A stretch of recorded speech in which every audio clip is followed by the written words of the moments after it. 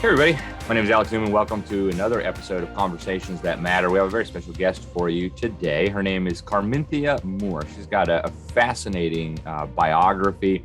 And right now she's actually running for state house in Georgia against one of the most powerful Republicans in the House. Her name is Sharon Cooper. And she has sponsored all kinds of bizarre things. She's raised over $1 million from Big Pharma. And in 2019, shortly before the COVID pandemic, she sponsored a bill that would have allowed children, yes, children, to be vaccinated without parental consent. Just a brazen attack on parental rights. And we came across her actually as she was at the state capitol fighting against this mental health bill abomination that we just talked about very recently. We had three legislators from Georgia to explain what was wrong with that. Carminthia Moore, thank you so much for joining us today. Conservative constitutionalist, you've got an incredible biography, served as the chair of Women in Technology for a Fortune 500 company. You've done speaking to women and college students, young girls on technology. You serve as a Atlanta-based technology consultant. You've got a 2-decade career consulting for national and international companies, managing budgets upwards of $100 million. You're known, I guess, for your keen finance and budget management and process improvements, but you're ready to put all that on pause and put that experience and knowledge to use at the biggest project of your career, the well-being of the state of Georgia. Just a fascinating story, Carminthia. And I think your childhood is so interesting too. I'm reading through your biography here, and it looks like you grew up in a low-income, high-crime community in Democrat-run cities, and then you moved to an upper middle-class neighborhood, East Cobb, and saw just this incredible difference. So Carminthia, welcome to the program. Thank you for coming on, and thank you for standing up for freedom. Tell us a little bit about your experience growing up. What was it like moving from Democrat-run high-crime cities to an upper middle class? What were some of the differences that you observed? It was eye-opening. I was a great student in high school, middle school, elementary school, so I had a great career in regards to my education, so I thought. It was a high crime. I knew more children that peers that went to jail or died from the drug epidemic that was happening in our community, the overdiagnosis of ADHD. So a lot of children, just seeing them pilled daily in order to keep them calm or controlled in classrooms, to moving to East Cobb, which is the upper middle class area in Georgia, and coming to one of the top high schools in Georgia, and realized that I had been duped. I thought I was a really bright kid and realized that I had 2 years to make up for the deficit. Not that I had, it wasn't my ability to learn, it was the things that was left unlearned. And so I couldn't blame that on anything other than the systems and the vast difference between a Title I school and the school in this area. So it was very eye-opening, and couldn't blame it on the white man, couldn't blame it because my teachers were majority Black, our principals and things of that nature. So I had to figure out what was really going on. And I looked at everyone that was running those organizations. It was all democratically run organization, these high crime areas, the shootings, the city council were Black Democrats, some white Democrats, but it was highly democratically ran. And there was a trend. So as I started to do more research at the high crime areas across the United States, and I looked at who was running their city councils, who were their DAs, who were, started looking at the numbers, I realized that there was definitely a trend that these were democratically ran cities. So. And is that what, is that what caused you to become a Republican, a conservative Republican? What it caused me to be was independent and more curious. So at first being a Black woman coming out as a conservative or a Democrat was not necessarily the thing to do immediately, right? So it took some time. And I tell you, when I truly came out as a conservative and had to make a decision was after Obama was elected. And I understood I had been duped. And based on what he ran on his platform, I said, okay, this is a rational Democrat. And the first thing he said was, you couldn't say the name of Jesus after the prayer, right? But he ran as a Christian, okay?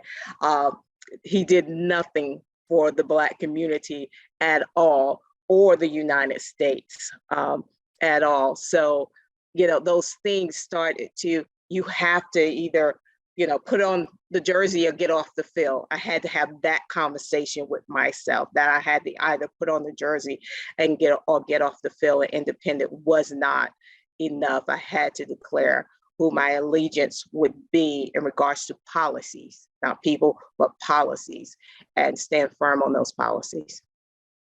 What are some of the policies that you're concerned about? I know Georgia's really been in the national spotlight on, obviously, the elections, some of this mental health bill that my colleague met you while fighting against. Talk to us about some of the things that are concerning to you in Georgia, and maybe a little bit about the role of the kind of Republican establishment, including your opponent in this race, in causing all that. I think one of the biggest, being a mother, is parental rights. That is one of the biggest policies and things that they're doing. There's not a direct policy that says, oh, we're taking away your parental rights.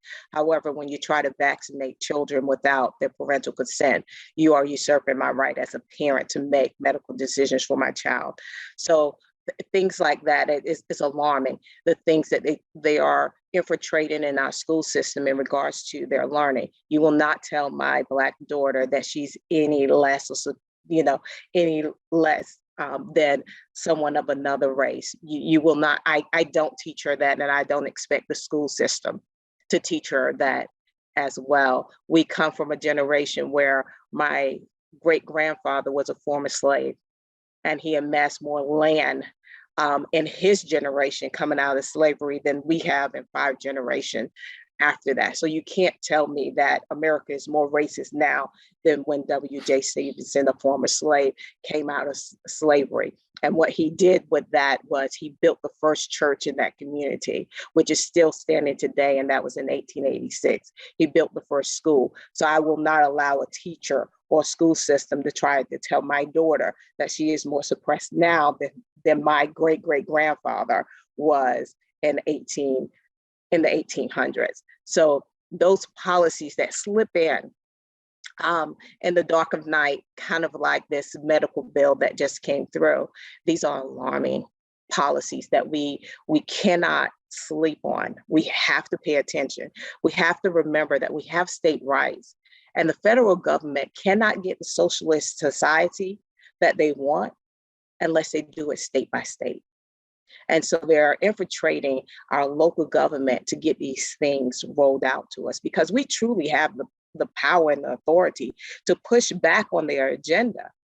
But if we have lawmakers that are willing to adopt these policies at a state level, to adopt the policies of all people, who pulled off the great COVID, then we're in trouble. And we need people to wake up and start looking not just at the policies, but the implications of these policies, and saying, we're aligning with a left agenda and we have the power to stop it. Why aren't we stopping it? Why are our legislators going along with this? And I'll talk more about some of the things that's alarming in this medical bill as we move forward in the conversation. I don't want to take, you asked me one question and I'm venturing into a lot of thoughts here.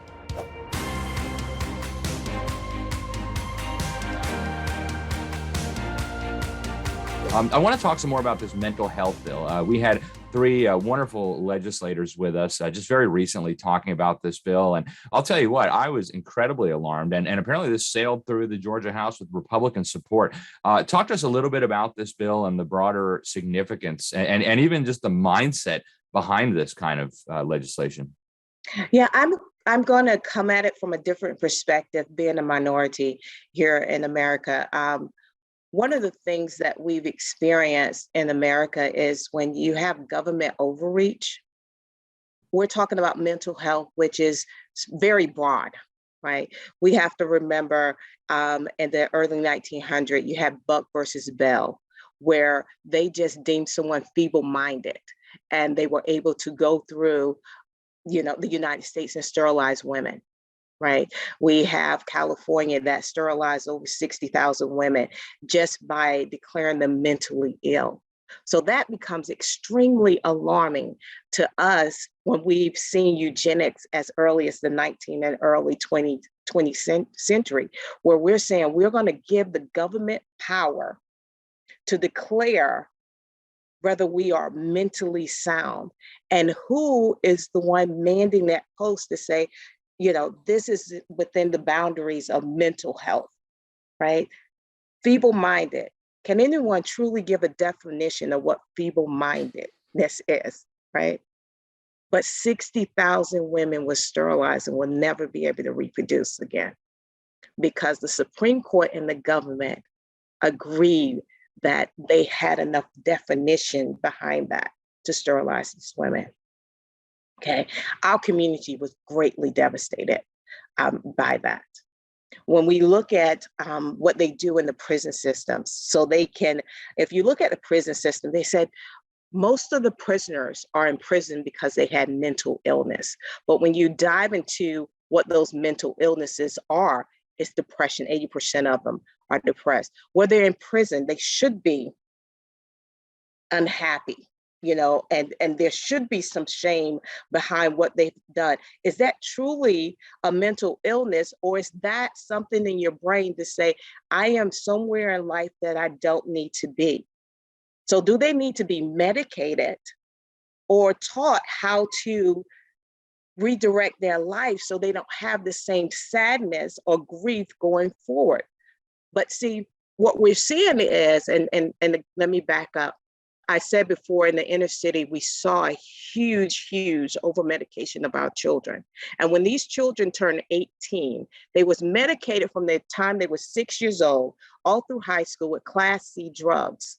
So what happens when the government is no longer paying for that Class C drugs? They turn to illicit drugs, which are Class C drugs. And now they're calling drug abuse a mental illness. What I say is, no, the drug abuse that happened previously caused the mental illness. They didn't go to drugs because of mental illness. Statistically, I believe that the statistics will back me up on that. Most people are introduced to drugs by a friend or by a doctor.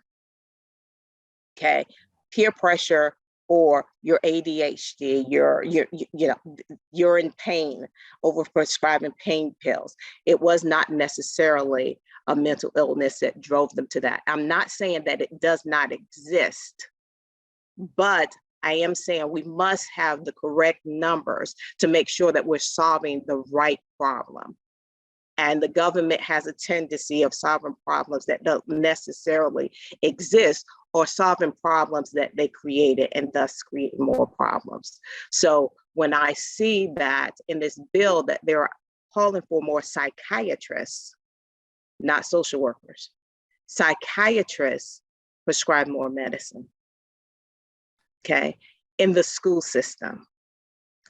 That is alarming. I do not want my child going to school to be psychoanalyzed, okay? I'm sending them there to learn what they're intended to learn. Reading, math, and arithmetic. Let me handle the rest. But when I send my child to school and they're under being psychoanalyzed with every move that they make, that becomes extremely dangerous. And in the minority community, we've seen how they've weaponized defects over the years, or family and children's services. I think Australia has the biggest outcry of how defects was weaponized and was taking the Aboriginal people, children, away from them because they deemed them mentally unsound. They deemed them mixed race. They was unable to raise these mixed children. It's dangerous and it's scary. And we've seen precedents of where it's gone bad when the government has taken this type of overreach. And so will my Christian beliefs become a mental health issue because I'm too radical about Jesus, right? That is a concern because mental health is subjective to social norms. So if it's not normal to be a Christian anymore, will that be considered a mental health? Right? Yeah. So those things become alarming. And whenever we have federal funding coming in to help fund these things, that means we now have to go by the federal guidelines they put in front of us. Again, we're losing state rights. We're losing the voice of the citizens and what truly matters. And that is why I found the fathers were so, I love reading the Federalist paper. And when James Madison is discussing, when the government start becoming for the government and not for the people, and I'm paraphrasing, it's time to rise up against it. It's time for us to take a stand against it. It should never be so.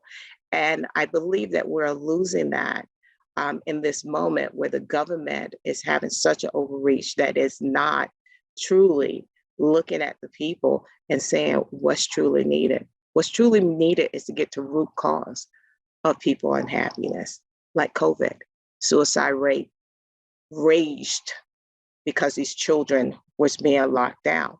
So do we say medicate them? Or do we say socialize them, let them back out of the house, let them have friends, get them from behind these devices, right? That's isolating them, making them feel unconnected. They don't want to do that. They want to medicate them. And that is alarming. Excellent points. I couldn't agree with you more. And we're almost out of time now. Oh, I'm so sorry. No, you're good. I'm so glad you said all that. I have one quick question on your information that was sent over to me. You say that you want to fight against the genocide of future generations. Yes. We've only got about a minute and 30 seconds left. Tell us what you mean. So the genocide of future generations, since Roe versus Wade, we've murdered over 60 million babies here. We have to start taking a look. We're below the rate of replacement at this point. One, I think it's ungodly to be killing babies, first of all. But two, we need to sound the alarm that we are literally under the rate of replacement. And I'll speak from my community. We used to be the most populous in regards to childbirth after Latino. And now we are below the rate of replacement at 1.8. Italian women are also below the rate of replacement. So when we start looking at the numbers, this is a genocide that is happening, and we need to start calling it what it is. This is not choice. This is population control. Amen. And we need to be honest about it. Yeah, no, it's so true. And I'm so glad you're raising these points. Carminthia, you're up against a very well-funded opponent. A lot of this stuff you're talking about with the over-medication of children, these stripping of parental rights, your opponent has raised, I guess, $1 million from the big pharmaceutical companies. Obviously, there's a strong incentive there. We're just about out of time, but before we let you go, Carminthia, how can people find you on the web? What's your website? How can people follow you on social media? C Moore, the letter C, Moore, Moore, for Georgia.com. cmoore4georgia.com. All right, we'll put that up on the screen. Carminthia, thank you so much for joining us. Thank you for getting in the fight and standing up for what's right. We really appreciate you taking the time, and we'll keep up with you, and hopefully we will interview you again once you're in the State House. So thanks again, Carminthia. Absolutely. Thank you. All right, God bless. All right, folks, that was Carminthia Moore. She's running for State House in District 45 in Georgia, taking on one of the most powerful Republicans in the state. Big pharma money backing her opponent. So thanks for tuning in. I'm Alex Newman. This is Conversations That Matter. Until next time, God bless you all.